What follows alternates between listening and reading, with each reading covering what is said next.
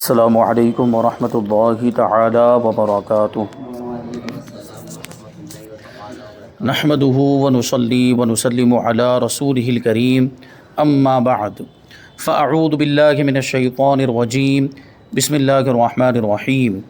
ان اللہ وملائکتہ یصلون علی النبی یا ایہا الذین آمنوا صلوا علیہ وسلموا تسلیما۔ اللہم صلی علی سیدنا و مولانا محمد معدن الجود والکرم وآلہ الکرام وابنہ الکریم وبارک وسلم صلاۃ و سلاما علیک یا رسول اللہ صلی اللہ تعالی علیہ وسلم۔ بچے کی پرورش کا بیان جاری ہے۔ اگر میاں بیوی کے درمیان نکاح باقی ہے، طلاق وغیرہ کے معاملات نہیں ہوئے ہیں، تو ظاہر سی بات اس وقت تو دونوں مل کر بچے کی پرورش کرتے ہیں۔ خرچہ باپ اٹھاتا ہے اور باپ پر ہی خرچہ لازم ہے، بچے کا جو خرچہ ہوگا وہ باپ پر ہی لازم ہوگا۔ لیکن مسائل کہاں پیش آتے ہیں؟ جب میاں بیوی میں جدائی ہو جائے، طلاق وغیرہ کے ذریعے معاملہ اس طرح کا کوئی پیش آ جائے کہ جس کی وجہ سے اب دونوں الگ ہو گئے ہیں، اب دونوں میاں بیوی نہیں رہے، تو ایسی صورت میں بچے کی پرورش کون کرے گا؟ بچے کی پرورش کا حق کس کو ہے؟ اس کے تعلق سے دو حدیثیں اس سے پہلے والے درس میں شامل کی گئی تھی۔ یہاں پر کچھ مسائل اور احکام بیان کرتے ہیں۔ فرماتے ہیں کہ بچے کی پرورش کا حق ماں کے لیے ہے، یعنی ماں بچے کی پرورش کرے گی، خواہ وہ نکاح میں ہو یا نکاح سے باہر ہو گئی ہو، یعنی نکاح میں رہتے ہوئے بھی ماں ہی زیادہ حقدار ہے بچے کی پرورش کی، اور نکاح ختم ہو جائے تب بھی ماں ہی زیادہ حقدار۔ کیونکہ ہوتا کیا ہے کہ میاں بیوی کا رشتہ ختم ہو جاتا ہے طلاق وغیرہ کے ذریعے، لیکن جو ماں کا رشتہ ہے وہ تو باقی رہتا ہے۔ بچے کے ساتھ جو ماں ہونے کا رشتہ ہے وہ تو باقی، اسی طرح باپ کے ساتھ بھی رشتہ باقی رہتا ہے، لیکن پرورش کا حق زیادہ یہ عورت کو دیا گیا کیونکہ عورت میں زیادہ شفقت پائی جاتی ہے۔ لیکن کہتے ہیں اگر وہ بدچلن ہے، عورت جو ہے ماں اگر بدچلن ہے تو پھر بچہ اس کی پرورش میں اس وقت تک رہے گا جب تک نا سمجھ ہو، کیونکہ نا سمجھ ہونے کی وجہ سے اس کی بری عادتیں نہیں سیکھے گا۔ لیکن سمجھدار ہو جائے بچہ تو پھر وہ ماں کی بری عادتیں اس کے اندر منتقل ہو جائیں گی، کیونکہ بچہ اس کو دیکھ کر پھر سیکھے گا۔ تو جب تک سمجھدار نہیں ہے وہاں تک اس کے پاس رکھا جا سکتا ہے، بچہ جب سمجھدار ہو جائے تو پھر اس کے پاس سے لے لیا جائے گا۔ وہی کہتے ہیں کہ جب کچھ سمجھنے لگے تو علیحدہ کر لیں، یعنی اس سے الگ کر لیں کہ بچہ ماں کو دیکھ کر وہی عادتیں اختیار کرے گا جو اس کی ماں میں پائی جاتی ہیں۔ لیکن ماں کے اندر اگر کوئی ایسی بری عادت نہیں ہے، وہ بد چلن نہیں ہے، تو پھر اس کے پاس ہی بچے کو رکھا جائے گا اور وہی پرورش کرے گی۔ اگر بچے کی ماں دودھ پلانے سے انکار کرے اور بچہ دوسری عورت کا دودھ نہ لیتا ہو، مفت کوئی دودھ پلانے والی نہیں ملتی ہے اور بچہ یا اس کے باپ کے پاس پیسے نہیں ہیں، تو پھر ماں کو دودھ پلانے پر مجبور کیا جائے گا۔ یعنی عام حالت میں تو ہوتا ایسا ہے کہ ماں خود ہی دودھ پلاتی ہے، اپنا اخلاقی فریضہ سمجھتے ہوئے، اپنا منصبی فریضہ، اپنی منصبی ذمہ داری سمجھتے ہوئے وہ بچے کو دودھ پلاتی ہے، اور وہ اس کو اپنا حق سمجھتی ہے، اور اس میں اس کی ممتا کا بھی دخل ہوتا ہے، اس کی محبت کا بھی، اس کی شفقت کا بھی دخل ہوتا ہے۔ عام حالات میں تو ماں دودھ پلاتی ہے، وہاں اتنے مسائل نہیں ہوتے، لیکن ہو سکتا ہے کہ وہ دودھ پلانے سے انکار کر دے، کیونکہ اس پر دودھ پلانا واجب نہیں ہے، یعنی شرعی اعتبار سے اس پر ضروری نہیں ہے، کسی مجبوری کی وجہ سے یا کچھ ایسے حالات پیش آ گئے جس کی وجہ سے اس نے انکار کر دیا۔ یعنی نکاح میں رہتے ہوئے تو عام طور پر وہ اس طریقے سے انکار نہیں کرتی، لیکن ہو سکتا ہے نکاح سے نکل جانے کے بعد طلاق وغیرہ کی وجہ سے وہ انکار کر دے کہ اس بچے کو میں دودھ نہیں پلاؤں گی۔ تو ایسی صورت میں اب باپ کی ذمہ داری ہوگی، باپ پر یہ لازم اور ضروری ہوگا کہ وہ دودھ پلانے کا کہیں سے انتظام کرے، یعنی کوئی اور دودھ پلانے والی لے کر آئے اور اس کو اجرت پر رکھے، یعنی اس کے جو کچھ بھی مطلب پیسے بنتے ہوں، اس کی جو بھی مزدوری بنتی ہو وہ اس کو دے گے، ایک مہینے کے اتنے وغیرہ، تو وہ دودھ پلانے والی کا انتظام کرے۔ لیکن مان لیجئے کہ اب دودھ پلانے والی نہیں مل رہی ہے، یا دودھ پلانے والی مل تو رہی ہے لیکن اس کا جو باپ ہے، بچے کا جو باپ ہے، اس کے پاس پیسے ہی نہیں ہے کہ وہ دودھ پلانے والی کی اجرت ادا کر سکے، اس کی مزدوری دے سکے، تو ایسی صورت میں جو بچے کی ماں ہے اس کو دودھ پلانے پر مجبور کیا جائے گا۔ اور آگے کہتے ہیں کہ ماں اگر نہ ہو یا پرورش کی اہل نہ ہو، یا اس نے انکار کر دیا، یا اس نے اجنبی سے نکاح کر لیا، تو اب حق پرورش نانی کے لیے ہے۔ کیا مطلب ہوا کہ ماں نہیں ہے، یعنی ماں کا انتقال ہو گیا، یا یہ کہ ماں جو ہے وہ پرورش کی اہل ہی نہیں، جیسے مثال کے طور پر پاگل ہے، بچہ ہے لیکن ماں اس کی پاگل، تو اب پاگل تو ظاہر سی بات بچے کی پرورش نہیں کر پائے گی، یا یہ کہ اس نے پرورش کرنے سے انکار کر دیا، یا اس نے کسی اجنبی سے نکاح کر لیا۔ تو اکثر یہ ہوتا ہے کہ اجنبی سے نکاح کرنے میں سامنے والا وہ اس بچے کو قبول نہیں کرتا جو پہلے شوہر سے، عام طور پر ایسا ہوتا ہے، کبھی کوئی ہے جو قبول کر بھی لیتا ہے لیکن عام طور پر ایسا۔ لیکن یہاں مسئلے کا دار و مدار اسی پر ہے کہ اس نے کسی اجنبی سے نکاح کر لیا، یعنی کسی دوسرے مرد سے شادی کر لی، پہلے والے شوہر سے تو طلاق ہو چکی ہے، دوسرے کسی مرد سے نکاح کر لیا اور وہاں وہ چلی گئی اس کے پاس، تو اب حق پرورش نانی کے لیے، کیونکہ اگر وہاں وہ بچے کو لے کر جائے گی تو ماں اگر پرورش کرے گی بھی تو وہ باپ جو ہے، وہ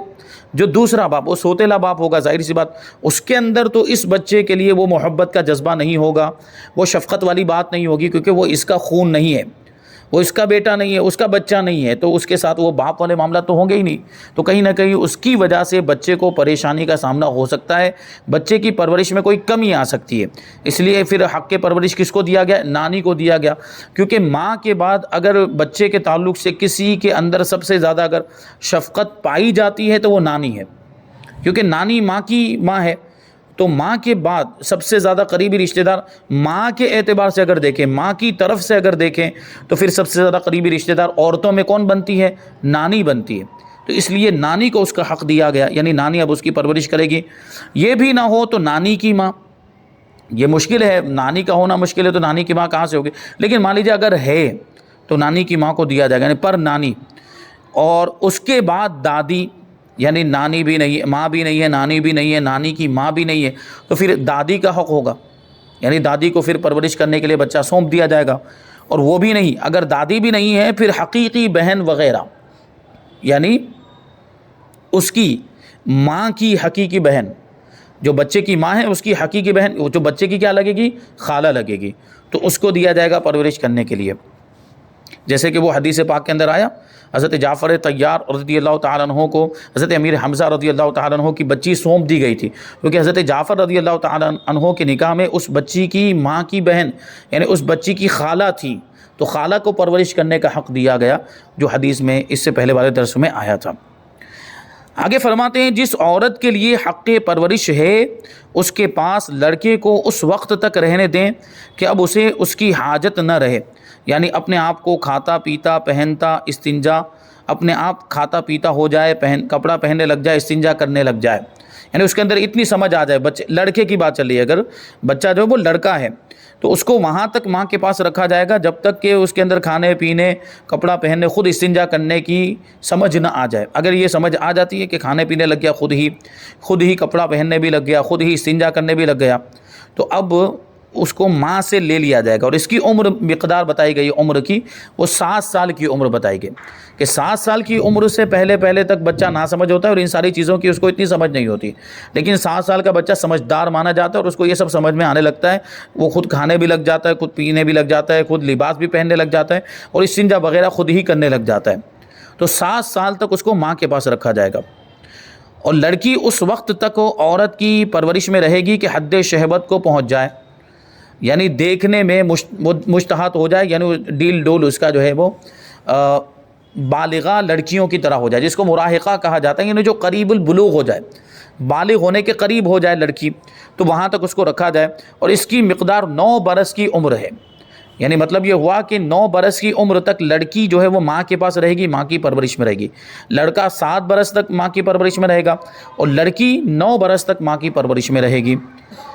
پھر کہتے ہیں کہ لڑکا بالغ نہ ہوا مگر کام کے قابل ہو گیا ہے تو باپ اسے کسی کام میں لگا دے، جو کام سکھانا چاہے اس کے جاننے والوں کے پاس بھیج دے کہ ان سے وہ کام سیکھے، نوکری یا مزدوری کے قابل ہو اور باپ اس سے نوکری یا مزدوری کرانا چاہے تو نوکری یا مزدوری کرائے، اور جو کمائے اسے بچے پر صرف کرے، یعنی بچے پر ہی خرچ کرے، اس کی ضرورتوں میں خرچ کرے، اور جو بچ رہے تو اس کو جمع کرتا رہے،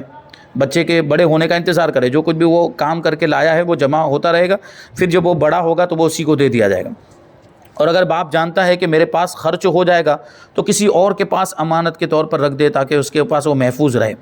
مگر سب سے مقدم یہ ہے کہ بچوں کو قرآن مجید پڑھائیں،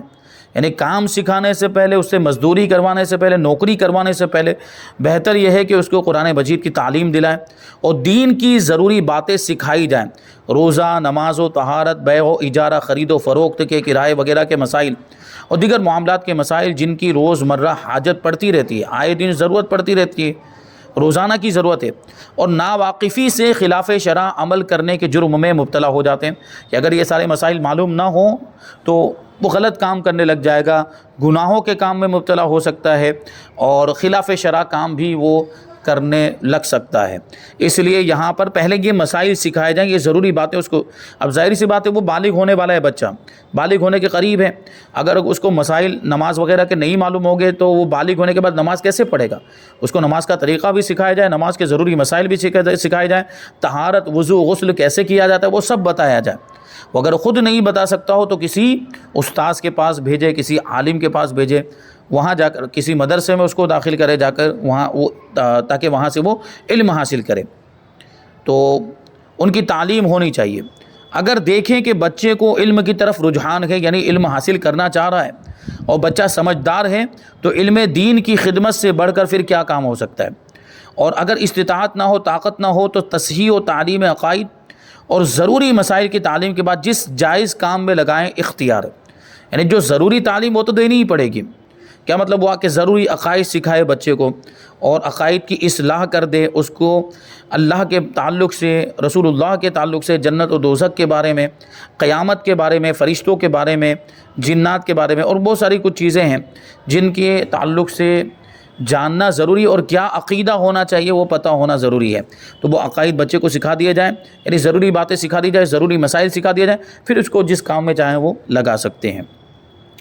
کہتے ہیں لڑکی کو بھی عقائد اور ضروری مسائل سکھانے کے بعد کسی عورت سے سلائی اور نقش و نگار وغیرہ ایسے کام سکھائیں جن کی عورتوں کو اکثر ضرورت پڑتی ہے، اور کھانا پکانے اور دیگر امور خانہ داری میں اس کو صدیقہ ہونے کی کوشش کریں کہ صدیقہ والی عورت جس خوبی سے زندگی بسر کر سکتی ہے، بد صدیقہ زندگی بسر نہیں کر سکتی۔ یعنی جن کو جس عورت کو یہ ساری چیزیں نہیں آتی ہیں اس کی زندگی دشوار ہو جاتی۔ کھانا پکانا تو آنا چاہیے کیونکہ شادی ہوگی، وہاں جائے گی اپنے سسرال میں تو اس کو کھانا پکانا پڑے گا، اگر نہیں آتا، روٹی بنانی نہیں آتی تو اس کی وجہ سے مسائل پیش آئیں گے۔ یعنی اگر وہ غریب گھرانے میں اس کی شادی ہوئی ہے جو نوکرانی نہیں رکھ سکتے ہیں، نوکرانی ہو تو کھانا وغیرہ بنا دے گی، لیکن اسی کو کھانا بنانا ہے، اگر نوکرانی بھی نہیں ہے، غریب لوگ ہیں، تو پھر اگر اس نے سیکھا نہیں ہوگا تو کیسے بنا پائے گی؟ تو یہ سب تعلیم بھی اس کو دی جائے، کھانا پکانے کی بھی تعلیم دی جائے، روٹی بنانے کی بھی تعلیم دی جائے، اور امور خانہ داری یعنی گھر کی دوسری ذمہ داریاں، گھر کو کیسے سنبھالنا ہے، جھاڑو پوچھا وغیرہ سب یہ اس کو آنا چاہیے۔ آگے ہے کہ لڑکی کو نوکر نہ رکھائیں کہ جس کے پاس نوکر رہے گی، کبھی ایسا بھی ہوگا کہ مرد کے پاس تنہا رہے، اور یہ بڑے عیب کی بات، یعنی کسی کے پاس نوکری کرنے کے لیے نوکرانی بنا کر رکھ دیا جائے، یہ درست نہیں ہے، یہ صحیح طریقہ نہیں ہے۔ تنہا لڑکی کا کسی غیر کے ساتھ رہنا ایسا ہے جیسے آگ بارود کے ذرا دیر میں بھڑک سکتی، یعنی آگ بارود کے پاس اگر رکھی جائے تو ذرا دیر میں وہ بارود بھڑک جائے گا اور وہ بارود جو ہے وہ آگ بن جائے گا، اور لڑکی کا بھڑکنا اس کی تباہی اور بربادی ہے۔ اس لیے اس کو کسی کے گھر میں تنہائی میں نہیں چھوڑنا چاہیے کہ یہ بہت بری بات ہے اور اس میں اس کے گناہوں میں مبتلا ہونے کا بہت زیادہ اندیشہ ہے۔ تو یہاں پر یہ بیان مکمل ہوا۔ آگے نفقے کا بیان ہے۔ نفقہ مطلب خرچہ، تو کس کا خرچہ کس پر واجب ہوگا، وہ سارے مسائل اور تفصیل اس میں آئے گی۔ اللہ تبارک و تعالیٰ قرآن مجید میں نفقے کے بارے میں ارشاد فرماتا ہے، لِيُنْفِقْ ذُو سَعَةٍ مِّن سَعَتِهِ وَمَنْ قُدِرَ عَلَيْهِ رِزْقُهُ فَلْيُنْفِقْ مِمَّا آتَاهُ اللَّهُ لَا يُكَلِّفُ اللَّهُ نَفْسًا إِلَّا مَا آتَاهَا سَيَجْعَلُ اللَّهُ بَعْدَ عُسْرٍ يُسْرًا۔ مقدور والا یعنی طاقت والا مالدار شخص اپنے مقدور یعنی اپنی طاقت، اپنی وسعت کے قابل نفقہ دے، یعنی اپنی طاقت کے مطابق نفقہ دے، اور جس پر اس کا رزق تنگ کر دیا گیا ہو، یعنی جو تنگ دست ہو، جو غریب ہو، وہ اس میں سے نفقہ دے جو اللہ نے اسے دیا ہے۔ اللہ کسی جان پر بوجھ نہیں رکھتا مگر اسی قابل جتنا اسے دیا ہے۔ قریب ہے اللہ دشواری کے بعد آسانی فرما دے گا۔ اب یہاں پر دیکھیے آدمی کو اپنی طاقت کے مطابق نفقہ دینے کا حکم دیا گیا ہے۔ مثال کے طور پر میاں بیوی ہیں، تو شوہر کی ذمہ داری ہوتی ہے کہ بیوی کو کھلائے پلائے، اس کی ضرورتیں پوری کرے، لیکن اس میں شوہر کی حالت کو دیکھا جائے گا، یعنی شوہر کی کیپیسٹی کیسی ہے، کتنا مالدار ہے، کتنا غریب ہے، اور یا متوسط درجے کا ہے، تو وہ اپنی استطاعت کے مطابق ویسا کھانا وغیرہ کھلائے گا۔ یعنی اب جیسے کہ شوہر غریب ہے تو وہ غریبوں والا کھانا کھلا رہا ہے، تو عورت کو پھر امیروں والے کھانے کا مطالبہ نہیں کرنا چاہیے، کیونکہ اس کی استطاعت میں نہیں ہے، اس کی طاقت سے باہر ہے، یا درمیانی انداز کا وہ کھانا کھلا رہا ہے، تو عورت جو ہے وہ زیادہ امیروں والے اور بہت ہی عمدہ قسم کے کھانوں کا مطالبہ نہیں کر سکتی۔ اب حدیث پاک میں نفقے کے بارے میں کیا فرمایا گیا؟ نبی کریم صلی اللہ علیہ وسلم نے ارشاد فرمایا، جب خدا کسی کو مال دے تو خود اپنے اور گھر والوں پر خرچ کرے، اپنے اوپر بھی خرچ کرے اور اپنے گھر والوں پر، اور گھر والوں میں سب آ گئے، بچے بھی آ گئے، بیوی بھی آ گئے، ماں باپ بھی آ گئے۔ حضور نبی پاک صلی اللہ علیہ وسلم نے ارشاد فرمایا کہ مسلمان جو کچھ اپنے اہل پر خرچ کرے، یعنی اپنے گھر والوں پر خرچ کرے، اور نیت ثواب کی ہو تو یہ اس کے لیے صدقہ ہے، یعنی اپنے گھر والوں پر خرچہ کرنے میں بھی اگر ثواب کی نیت کرے تو اس میں بھی صدقے کا ثواب۔ بلکہ حدیث شریف میں تو یہاں تک فرمایا گیا کہ اگر شوہر اپنی بیوی کو نوالا لے کر اس کے منہ میں رکھے، اس کو کھلائے، تو اس میں بھی صدقے کا ثواب ہے۔ یعنی سوچیں کہ یہ بنیادی زندگی گزارنے کی بنیادی ضرورتیں ہیں، آدمی اگر ان ضرورتوں کو بھی پورا کر رہا ہے لیکن نیت اچھی کر لے، نیت اگر ثواب کی کہ مجھے اس کا حکم دیا گیا، اللہ کا حکم ہے، رسول اللہ کا حکم ہے، میں اس حکم پر عمل کرتے ہوئے اپنے بچوں کی دیکھ بھال کر رہا ہوں، اپنے اہل و عیال کو کھلا رہا ہوں، ماں باپ کو کھلا رہا ہوں، بیوی کو کھلا رہا ہوں، اچھی نیت کر لے تو پھر یہ کھلانا بھی عبادت میں شمار ہوگا، اور اس پر بھی اس کو ثواب ملے گا، صدقے کا ثواب ملے گا۔ رسول اللہ صلی اللہ علیہ وسلم نے ارشاد فرمایا، آدمی کو گنہگار ہونے کے لیے اتنا کافی ہے کہ جس کا کھانا اس کے ذمے ہو اسے کھانے کو نہ دے۔ جیسے شوہر کے ذمے ہے بیوی کا کھانا، باپ کے ذمے ہے نابالغ بچوں کا کھانا، اور ماں باپ اگر کمزور ہیں، کما نہیں سکتے ہیں، تو ماں باپ کا کھانا بھی پھر اولاد پر ہوتا ہے۔ تو ایسی صورت میں اگر ان کو نہ کھلائے تو وہ گنہگار ہوگا، یعنی بچوں کو نہ کھلائے یا بیوی کو نہ کھلائے، ان کی ضرورتوں کو پورا نہ کرے، تو ایسا شخص بہت بڑا گنہگار ہے۔ نفقے سے مراد کھانا، کپڑا اور رہنے کا مکان ہے۔ تین چیزیں اس میں آتی ہیں۔ نفقہ جب بولا جاتا ہے، حالانکہ کبھی کبھی اس کو الگ کر کے بھی بولتے ہیں، نفقہ، سکنا اور لباس، تینوں چیزیں الگ بولی جاتی ہیں۔ کبھی نفقہ بول کر تینوں مراد لیے جاتے ہیں، یعنی نفقے سے مراد کھانا بھی ہوتا ہے، اور نفقے سے مراد کپڑا بھی ہوتا ہے، یعنی لباس بھی ہوتا ہے، اور رہنے کا مکان بھی ہوتا ہے۔ نفقہ واجب ہونے کے تین سبب ہیں۔ پہلے نمبر پر زوجیت، یعنی میاں بیوی کا رشتہ، آپس میں دونوں کے میاں بیوی کا رشتہ ہونا چاہیے، اور دوسرے نمبر پر ہے نسب، یعنی نسب والا رشتہ، جیسے اولاد کا نفقہ، نابالغ اولاد کا نفقہ باپ پر ہوتا ہے، اسی طریقے سے ماں باپ اگر کمزور ہیں تو ان کا نفقہ اولاد پر ہوتا ہے۔ اور تیسرے نمبر پر ہے ملک، یعنی مالک ہونا، یعنی مثال کے طور پر اگر کسی کے پاس غلام ہے، باندی ہیں، تو غلام اور باندیوں کا نفقہ مالک کے اوپر ہوگا، آقا کے اوپر ہوگا، ان کو کھلانے پلانے کی ذمہ داری آقا کی ہوگی۔ زوجیت اور نسب کی وجہ سے نفقہ واجب ہونے کے چند اہم مسائل یہاں بیان کیے جاتے ہیں، کیونکہ جو غلام وغیرہ کے معاملات ہیں وہ تو اب ہے ہی نہیں، غلام تو اب ہوتے ہی نہیں ہیں کہ ان کے نفقے کی یہاں پر بات کرے اور ان کے مسائل بیان کیے جائے۔ تو یہاں پہ کون سے مسائل بیان کیے جائیں کہ میاں بیوی کی وجہ سے، میاں بیوی کے رشتے کی وجہ سے جو نفقہ واجب ہوتا ہے، یا نسب کی وجہ سے، یعنی نسبی رشتہ، خاندانی رشتے کی وجہ سے جو نفقہ واجب ہوتا ہے، اس کو یہاں پر بیان کریں گے۔ کہتے ہیں کہ جس عورت سے نکاح صحیح ہوا، صحیح طور پر جو جس طرح شریعت میں بیان کیا گیا ہے اس کے مطابق نکاح کیا ہے تو صحیح نکاح ہوا، تو اب اس کا نفقہ شوہر پر واجب ہے۔ عورت سے صحیح نکاح کر لیا تو اب شوہر پر اس عورت کا نفقہ واجب ہے، اگرچہ وہ نابالغہ ہو، یعنی اگرچہ وہ جس سے نکاح کیا ہے وہ عورت نابالغہ ہو۔ اب نابالغہ ہو تو اس کو لڑکی کہا جائے گا، مگر نابالغہ میں شرط یہ ہے کہ جماع کی طاقت رکھتی ہو، یعنی اس سے جماع کیا جا سکتا ہو، یا مشتہات ہو، یعنی حد شہوت کو پہنچ جائے، بالغ ہونے کے قریب ہو چکی، بہت چھوٹی نہ ہو، اتنی چھوٹی کہ اس سے ہم بستری نہ کی جا سکتی ہو، اور وہ حد شہوت تک نہ پہنچی ہو، تو اس کا نفقہ پھر شوہر پر واجب نہیں ہوگا۔ اور شوہر کی جانب کوئی شرط نہیں کہ کتنا ہی عمر میں چھوٹا ہو اس پر نفقہ واجب ہے، اس کے مال سے دیا جائے گا۔ مطلب کیا ہوا کہ شادی ہو گئی تو ہو سکتا ہے بچپن میں بھی شادی کر دی گئی ہو، تو اگرچہ وہ چھوٹا بچہ ہی کیوں نہ ہو، پھر بھی اس کی بیوی کا نفقہ اس کے مال سے دیا جائے گا۔ مطلب کیا ہوا کہ اس کو اس کے باپ کی طرف سے جو مال ملا ہوا ہے، یا اس کا خود کا مال جو جمع ہوا، یا وراثت میں جو ملا ہے، تو اس میں سے لے کر وہ خرچہ وہ کیا کہیں گے اس کی بیوی کو دیا جائے گا، اور اس کی بیوی کی ضرورتیں پوری کی جائے گی، کھلایا جائے گا اس کی بیوی کو اس کے مال میں سے۔ اگر مرد و عورت دونوں مالدار ہوں تو نفقہ مالدار والوں جیسا ہوگا، جو میں نے ابھی عرض کیا، یعنی دونوں ہی مالدار ہیں، تو اب جو نفقہ ہوگا، جو خرچہ کھانا کھلانا لباس وغیرہ، وہ دونوں ہی مالدار ہیں، تو اب وہ مالدار والا ہی ہوگا، لباس بھی مالداروں والا ہوگا اور کھانا بھی مالداروں والا ہوگا. اور دونوں محتاج ہوں تو پھر محتاجوں والا ہوگا، غریبوں والا ہوگا. اور ایک مالدار ہے اور دوسرا محتاج ہے تو پھر درمیانی درجے کا نفقہ واجب ہوگا، یعنی میڈیم، یعنی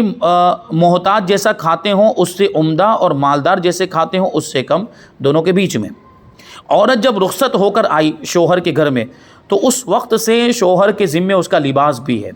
اگرچہ عورت کے پاس کتنے ہی جوڑے ہوں، شادی کے وقت تو کتنے سارے جوڑے، 50 جوڑی 60 جوڑی 100 جوڑی لے کر جاتی ہے، لیکن اس کے باوجود شوہر پر واجب ہوگا کہ اس کے لباس کا انتظام کریں. اور لباس میں اس کے شہر کا اعتبار ہے کہ اس شہر میں کیسا لباس چلتا ہے عام طور پر، ویسا لباس دیا جائے گا. سردی گرمی میں جیسے کپڑوں کا وہاں کا چلن ہے وہ دے گا.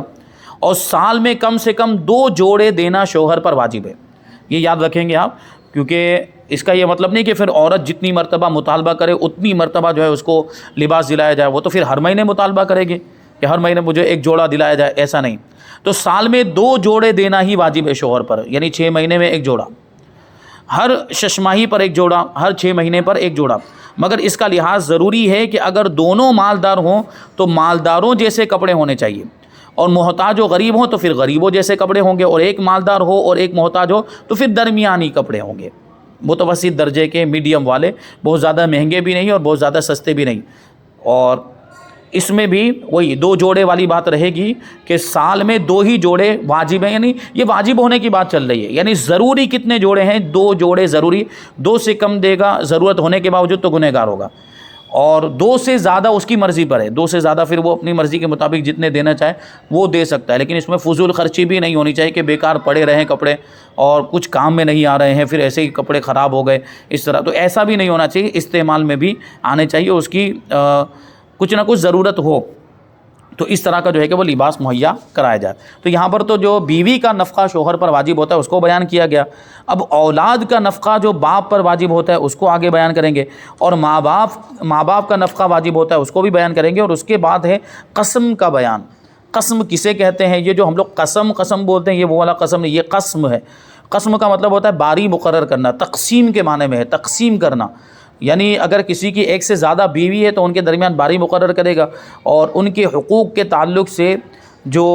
تقسیم کار اس کو کرنا ہے وہ انشاءاللہ تبارک و تعالیٰ اس کے مسائل آئندہ درس میں بیان کریں گے. اللہ تبارک و تعالیٰ کی بارگاہ میں دعا ہے کہ جو کچھ بھی بیان ہو اس پر ہم سب کو عمل کرنے کی توفیق عطا فرمائے. وما علینا الا البلاغ. السلام علیکم.